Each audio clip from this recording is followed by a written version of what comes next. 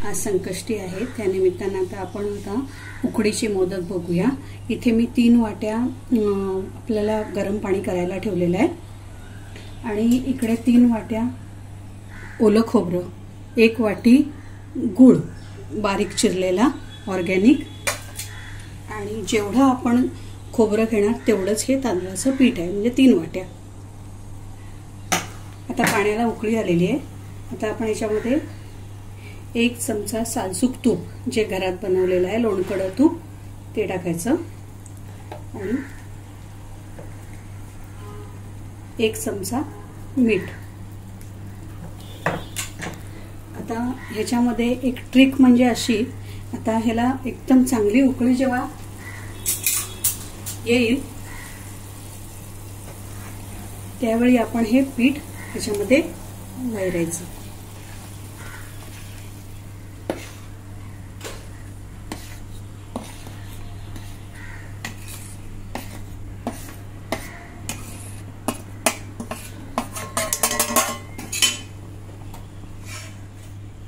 आणि आता ह्याच्यामध्ये 1 ते 2 वेळा चमचा फक्त फिरवायचा।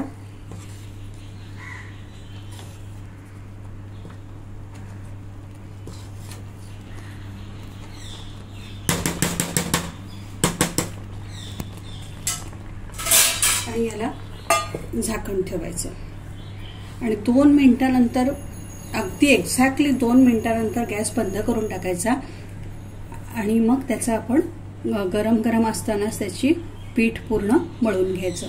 ती पीठ मळण्याची पण पद्धत तुम्हाला दाखवते कशी करायची ती। गॅस बंद केलेला आहे।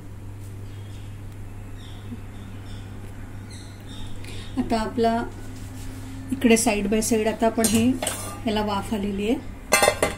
आता आपण गॅस बंद केलेला आहे। पॅरलली आपण 1 चमचा, मोठा चमचा लोणकड तूप घेतलेलं आहे आणि एरवी आपण वेलची ची पूड करतो ती लास्ट टाकत असतो, कारण वास जायला वगैरे नाही पाहिजे म्हणून। पण मोदकामध्ये ना मला असं आवडतं, तूप गरम झाल्या झाल्या पहिल्यांदा आधी याच्यामध्ये खसखस टाकायची। खसखसचा पूर्ण स्वाद याच्यामध्ये उतरल्यानंतर आपण त्याच्यामध्ये वेलची टाकायची। वेलची आणि हे गरम झालेलं आहे। इकडे आपण जे 3 वाट्या ओलं खोबरं घेतलेलं होतं ते आणि 1 वाट्या भरून गूळ, हे पूर्ण मिक्स करून घ्यायचं।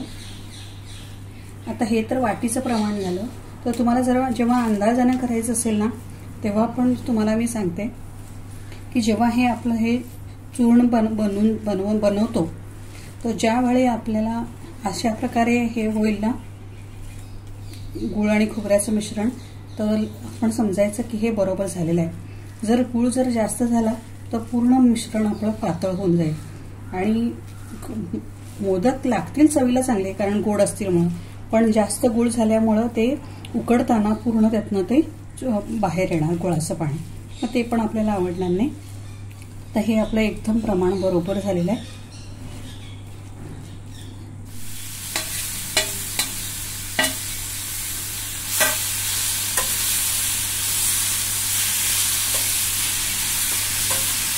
हे 3 ते 4 मिनिटं आपण याच्यामध्ये असं परतवून घ्यायचं। गूळ फक्त विरघळला गेला पाहिजे, कारण जास्त वेळ जर तुम्ही ठेवला आणि जास्त वेळ परतत राहिला तर गूळ पूर्ण थोडासा काळसर होईल आणि घट्ट होईल आणि चूर्ण पण आपलं एकदम घट्ट होऊन जाईल। तसं पण नको। आता तुम्हाला ह्याच्यामध्ये जर हवा असेल तर तुम्ही ड्रायफ्रूट्स पण टाकू शकता, पण माझ्या मते खसखस आणि वेलचीचं जे कॉम्बिनेशन आहे ना मोदकमध्ये, ते एकदम छान लागतं। सुरुवातीला हे जरासं पातळ होऊन जाईल, गूळ पातळ झाल्यामुळे। असं 3 ते 4 मिनिटं आपण असं परतत राहिल्यानंतर थोडंसं सुकं होऊन जाईल, तेव्हा आपलं हे चूर्ण तयार होऊन जाईल।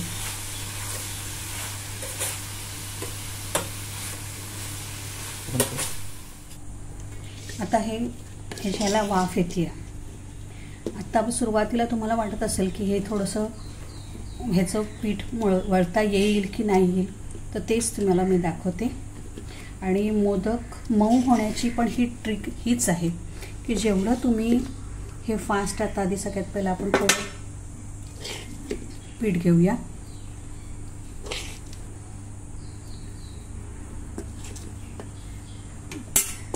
बाकीच्या पिठात झाकण ठेवूया. आता हे खूप गरम आहे, आता आपल्याला ह्याला हात लावायला पण म्हणजे खूप गरम असल्यामुळे जमणार नाही. तर आपण काय करायचं, असं काहीतरी एक ग्लास वगैरे घ्यायचं आणि हे असं करायचं, म्हणजे ज्याच्यामुळं हे फास्ट पण होईल आणि आपला हात पण भाजणार नाही.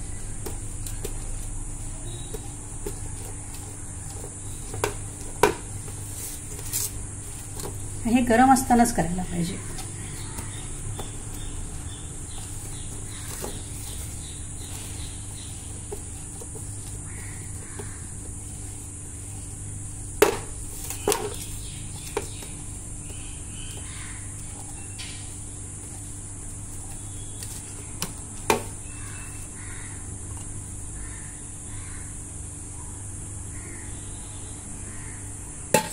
हे साधारण थंड झाले, तर ह्याला थोडासा पाण्याचा हात लावून आपण हे मळून घेऊया.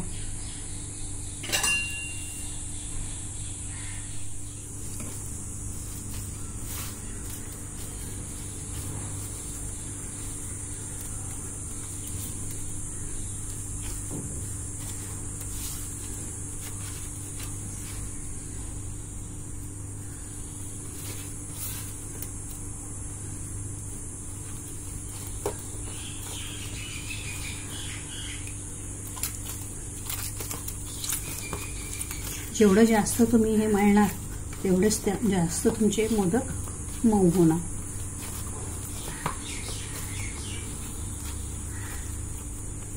आता हा एक गुंडा झालेला आहे. आता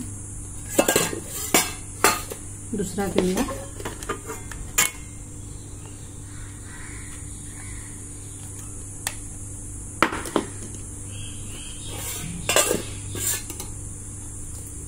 त्याला आपण सेम प्रोसिजर.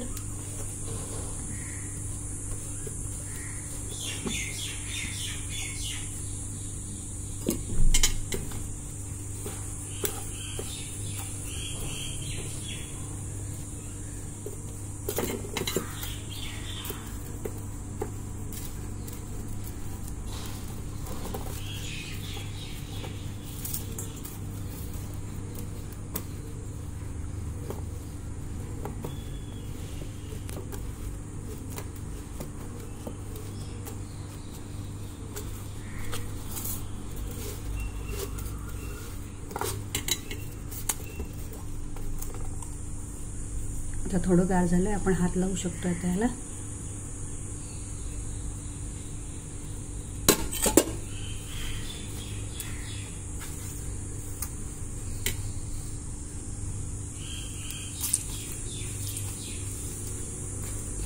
गार पाण्याचा हात लावल्यामुळे आपला हात पण भाजत नाही जास्त.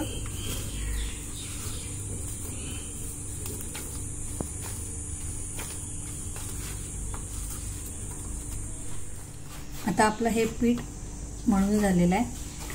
पीठ बरोबर झालंय कशावरनं की ह्याच्यावर एक पण असं ना क्रॅक्स नाही पडणार जेव्हा ते हे आपण मळून घेणार तेव्हा.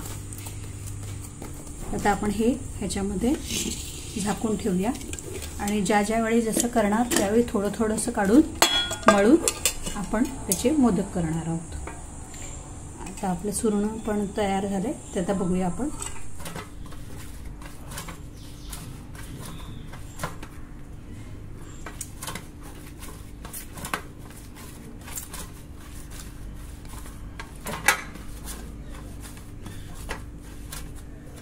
त्यातला आपण एक गोळा घेऊया,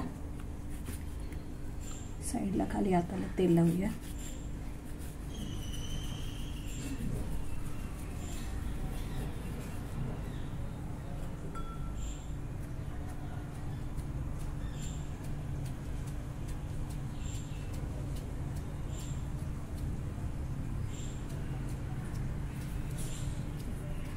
आमच्याकडे थोडे मोठे मोदक बनवतात.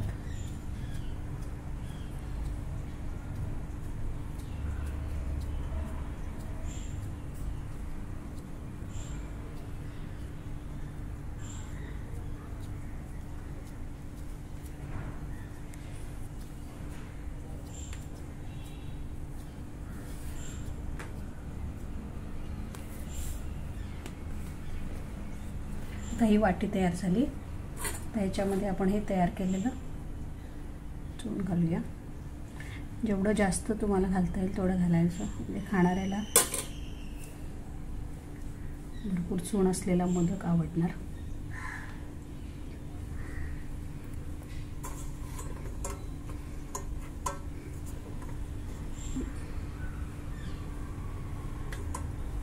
एक मिनिट बंद कर, थोडंसं दाबून घ्यायचं. आता पाकळ्या करूया. पाकळ्या तुम्हाला जमतील तेवढ्या तुम्ही करू शकता. 21 पर्यंत पण करतात. आपण जेवढा मोठा मोदक करू तेवढे तुम्हाला पाकळ्या काढता येतात. एकावर एक मोदक, 5 मोदक एकावर एक, असे भरपूर प्रकार करतात. जसं तुम्हाला प्रॅक्टिस कधी कधी जशी होईल तसं तुम्ही करू शकता. सुरुवातीला आपण एवढ्या केल्या तरी काय हरकत नाही.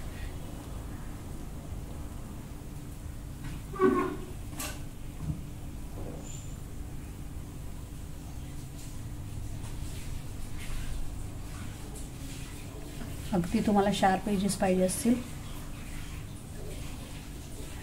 थोडंसं असं सुद्धा करू शकतो.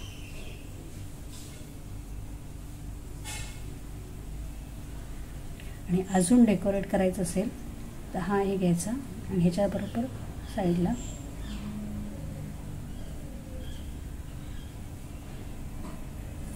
असे पण मोदक छान दिसतात.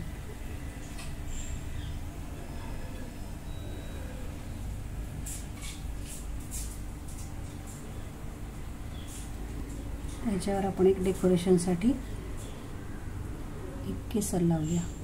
जेव्हा उकडेल तेव्हा केसरचा स्वाद आणि कलर दोन्ही पण येईल. तर तुम्हाला अजून एक मोदक करून दाखवते.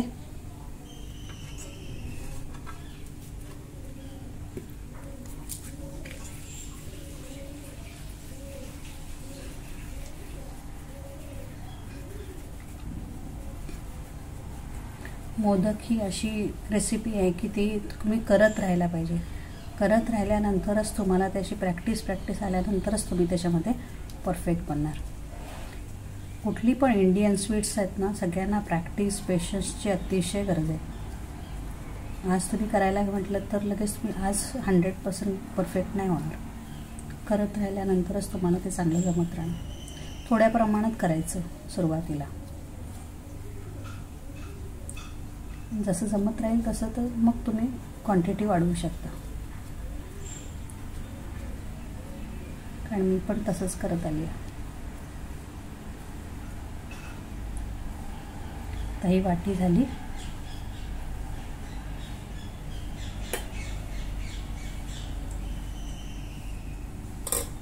चुरण घातलं आपण याच्यामध्ये, दाबून घ्यायचं.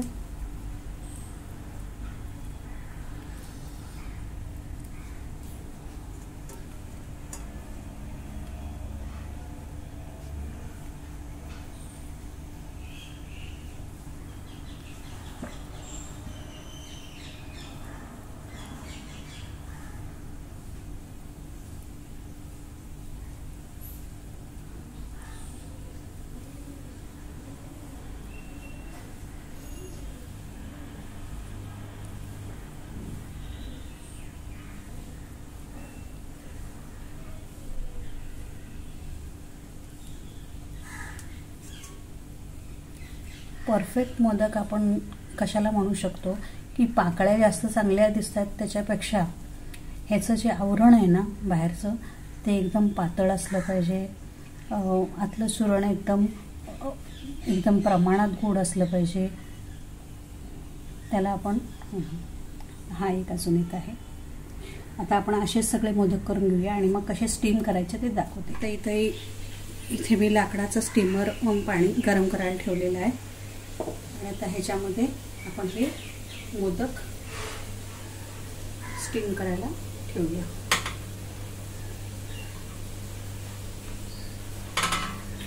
10 ते 12 मिनिटांमध्ये हे होऊन जाते. 10 मिनिट झालेले आहेत.